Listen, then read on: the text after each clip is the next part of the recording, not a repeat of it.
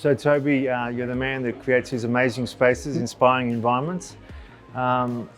Look, between you and me, we've got a pretty big race tomorrow. I thought the whole reason for this track was that you put it down last night so you can put some extra Ks in to try and compete tomorrow. That's exactly what it's not.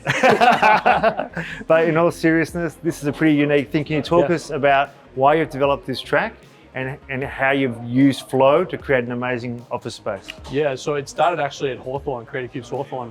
On a Friday, the leadership team and I would actually do a 2-hour walk through the neighborhood. Was some of our most productive meetings.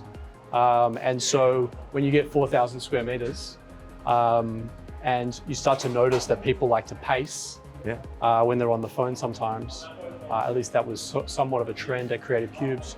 I think it was just a natural progression for us to say, all right, if you're gonna pace or you wanna do a walking meeting, what better way than to actually put down a proper track and deliver not only fun to the workplace, but actually a productive workflow for people that, they jump out of their office, they're on the track, they can do a lap. How important do you think Flow is so people can move through different spaces? Yeah, most definitely. I think there's a couple of things before that. One is, one of our mandates here is to deliver happiness. That's why we have the happiness team. I think that people that get on, walk past the door and actually see the track, it does bring a bit of a smile to their face. We're all about health. We're all about balance. We understand that people are, in mission control, trying to drive their business to the next level and beyond. So I think the track just kind of like creates a nice bit of peace. In terms of flow, in terms of,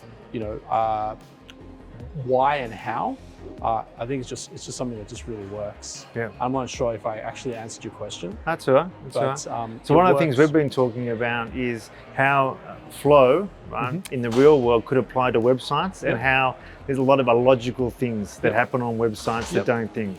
Like one of the things we talked about this morning was this idea when you go to a web page and you scroll down that you're faced with a wall. So you could imagine me coming, look, I love your space, Toby. I'm just going to put my partition here. Totally. And you just walk into it and you go all the way back. That's pretty illogical. So. And I think, by the way, I could do with a bit of your help in that department. One of the funny things I saw Ruslan Kogan do from Kogan was someone went to, he set up a pop-up shop and someone went to walk into his shop and as if it was an e-commerce. And so the person walks into the shop and he jumps up, he goes, give me your email address, give me your email address. I want your email address. And he's like, and the lady's like, what are you talking about? I've just come to shop. And then she'd pick up like, hey, we should also get this. And like, he took it to the next level. It was amazingly articulated. And I think that there is a logical way to sort of get people understanding how they would treat someone if they were to come in to buy physical products from their retail shop. And then how would that logically versus illogically flow onto a website. And I'm 100% guilty. I think you're going to rip my website apart in the coming days. But if you think about it from a practical perspective, just back to basics, really simple, I think there's a lot that could be, there's a lot of growth that could be had by not thinking about it as this like box over here that people like, you got to surf and you got to get funnels. You just think about it from a practical, how do you want to greet your customer? What's the experience like?